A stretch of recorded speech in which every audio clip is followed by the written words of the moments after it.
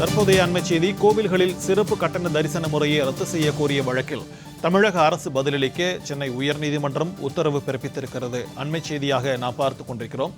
கோவில்களில் சிறப்பு கட்டண தரிசன முறையை ரத்து செய்ய கோரிய வழக்கில் பதிலளிக்க தமிழக அரசுக்கு சென்னை உயர்நீதிமன்றம் உத்தரவு பிறப்பித்திருக்கிறது. கூட்ட நெரிசலை கட்டுப்படுத்த வேண்டும் என்ற பெயரில் 500 ரூபாய் வரை வசூலித்து சிறப்பு கட்டண தரிசன முறை அமல்படுத்தப்பட்டுள்ளதாக இந்த குற்றச்சாட்டு எழுந்தது. இதனைத் தொடர்ந்து இதுகுறித்து தமிழக அரசு பதிலளிக்க சென்னை உயர்நீதிமன்றம் உத்தரவு பிறப்பித்திருக்கிறது.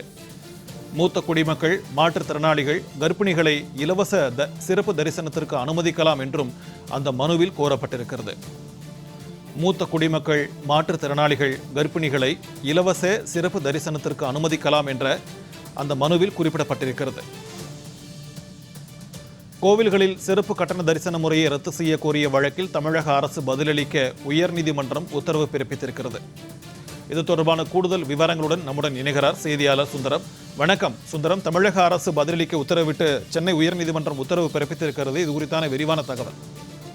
நிச்சயமா. அதாவது விஸ்வ இந்து பரிஷத் வட தமிழ்நாடு பிரிவு தலைவர் சொக்கலிங்கம் தாக்கல் செய்திருந்த வழக்கில் தமிழகத்தில் இந்து சமய அறநிலையத்துறை கட்டுப்பாட்டில் உள்ள கோவில்களில் கூட்ட நெரிசலை கட்டுப்படுத்துவதற்காக 500 ரூபாய் வரை பணம் வசூலித்து சிறப்பு கட்டண தரிசன முறை அமல்படுத்தப்பட்டுள்ளதாக குறிப்பிட்டுள்ளது.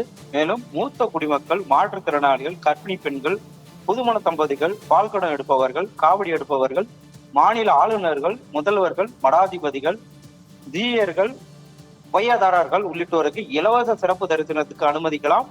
பணத்தின் அடிப்படையில் பாராபட்சம் காட்டும் இந்த திராவிட தர்மம் அரசியலமைப்பு சட்டத்துக்கு விரோதமானது என அந்த மனுவில் அவர் கூறப்பட்டிருந்தது.